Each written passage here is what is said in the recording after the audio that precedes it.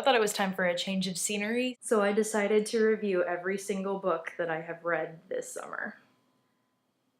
Just kidding, this is my dad's office. And he really has read all these books.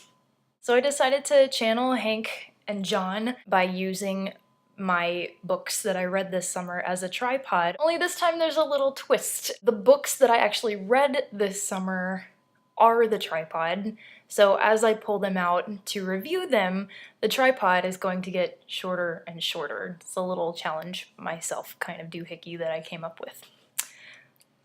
The first book I read this summer was The Lightning Thief. So Percy Jackson is a kid in modern America who's about 12 years old, basically just considered a troubled child. He eventually realizes that he is the son of a Greek god. The action sequences are actually really vivid. It's not exactly what I would call a rich text in educator speak. There's no real, rich vocabulary. A lot of my third graders were reading it last semester, which is why I decided to pick it up and check it out. Book number 2, surprisingly in the same color palette as The Lightning Thief, is The Magician's Elephant by Kate DiCamillo. DiCamillo. This is what I would call a rich text. I read the first paragraph and it was about a kid standing in a marketplace and I was like, I have to finish this book. So the writing is gorgeous, it's exquisite, it's wonderful to read aloud to the kids. But the story, it's basically 150 pages of exposition and character introductions, and then about 15 pages of stuff happening. So if you really like learning people's names, this is the book for you. But if you appreciate really good writing, oh man, is this the book for you. It's great, it's wonderful. Book number 3 is The View from Saturday by E.L. Konigsberg. E.L. Konigsberg. It is the winner of a Newbery Medal. Yeah, and ever since I had a random flashback of reading this book, I've been wondering what the heck it was called, and I just happened to see it in Barnes & Noble. Sort of the perfect blend of character introduction, plot exposition, and beautiful writing. It's actually written from several different perspectives. You get their different personalities, and it's a wonderful, rich text. It's basically about kids learning vocabulary. So yeah.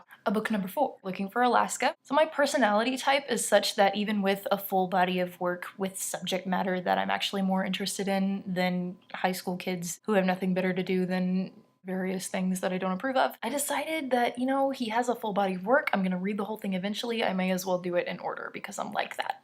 John Green is an amazing writer. This is way thicker than I thought it would be, especially when you hold it right up to the camera. Unfortunately, I don't really know how to describe why it's so amazing without giving everything away. Also, it won a Prince Award, which is something that I never heard of before.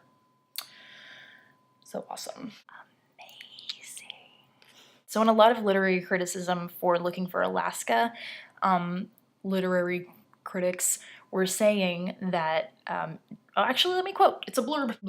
It's actually a really short blurb. The spirit of Holden Caulfield lives on. Blurb. Now, I had never read Catcher in the Rye, but I knew who Holden Caulfield was because of a particular Five Iron Frenzy song. Catcher in the Rye.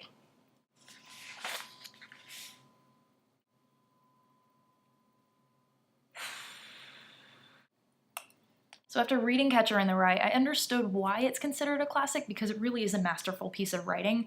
Unfortunately, I just really did not enjoy it. So I wanted to read something that I knew I would enjoy that is also considered a masterful piece of writing so that I didn't feel like a literary heathen charlatan.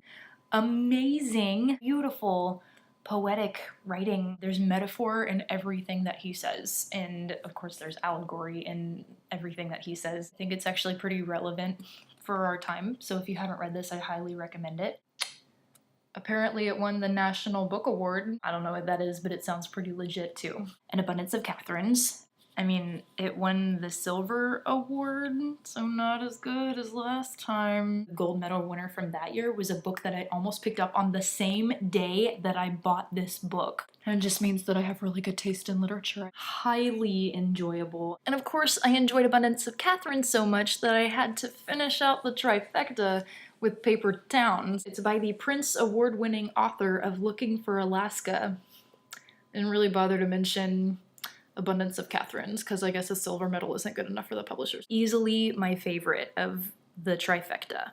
Amazing character development, beautiful writing. It's really uncomfortable how low this is. I read this on the 4th of July weekend at your family's lake house, and it was awesome, basically.